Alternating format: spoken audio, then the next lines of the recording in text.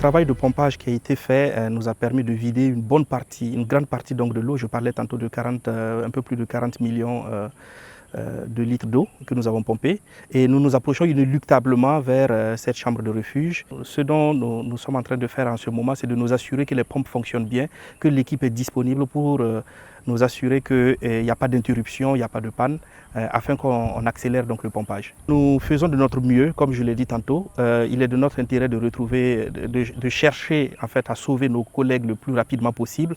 Donc nous travaillons 24 heures sur 24. Nous avons l'aide des sapeurs-pompiers, nous avons le génie militaire qui est là pour nous aider. Nous avons les autorités gouvernementales qui ont fait venir des experts spécialistes de pompes et d'électricité. Donc il y a des ingénieurs qui ont été apportés par l'équipe gouvernementale qui nous accompagne. Et c'est un renfort que nous avons reçu et pour nous, il faut aller vite. En principe, une chambre de refuge, elle sert effectivement à abriter donc, les mineurs quand il y a des risques. Et les risques sont plusieurs. Ce n'est pas que l'eau. Il peut y avoir des éboulements, il peut y avoir du gaz, il peut y avoir donc l'incendie. Mais c'est pour permettre aux mineurs de se réfugier là-bas et attendre les secours. Et les circonstances, nous n'avons pas la maîtrise totale de comment les choses se sont passées. Ce que je peux vous dire sur la chambre de refuge qui est entre le niveau 550 et le niveau 580, c'est une chambre de refuge qui a une capacité de 26 personnes, qui peut accueillir 26 personnes. Nous n'avons pas la certitude de l'état dans lequel se trouve cette chambre de refuge après cette pluie diluvienne. Donc la chambre est complètement immergée il y a plus de 2 semaines et nous ne connaissons pas, nous ne maîtrisons pas les différents aspects de cette chambre. Ce que l'opinion ne sait pas, c'est que quand la catastrophe est arrivée, l'eau en descendant au fond de la mine a complètement érodé la galerie. L'eau a complètement érodé l'accès que nous empruntons pour aller donc, au fond de la mine. Et il fallait rétablir cet accès-là parce qu'à des endroits, c'est de gros trous, c'est des crevasses et il était impossible d'y accéder avec des véhicules.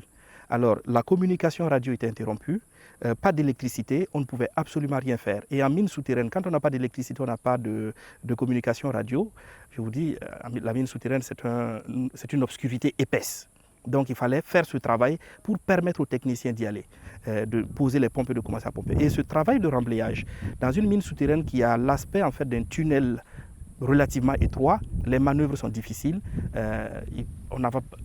Je veux dire qu'il y a la contrainte physique des lieux qui nous imposait en fait le rythme de travail. Mais sinon, la mobilisation était là, elle était grande dès le début. Dès les premières heures de l'inondation, nous savions qu'il fallait pomper l'eau.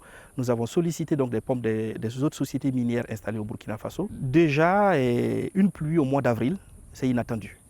Et qui plus est une pluie diluvienne. Et personne ne pouvait s'imaginer qu'on pouvait recevoir autant d'eau en un laps de temps. Donc l'événement en lui-même était imprévisible. Habituellement, nous avons un système de pompage qui est là, parce qu'effectivement, après les pluies ordinaires, il y a l'eau qui rentre, il y a les eaux d'exor, donc nous les pompons habituellement. Mais encore une fois, vu que là, nous sommes face à une situation qui était totalement imprévisible, alors la quantité d'eau que nous avons reçue excédait en fait les pompes que nous avions. C'est la vie de nos collègues. Nous parlons de nos collègues, des personnes avec qui nous sommes au quotidien. Nous nous frottons, nous partageons en fait des moments ensemble.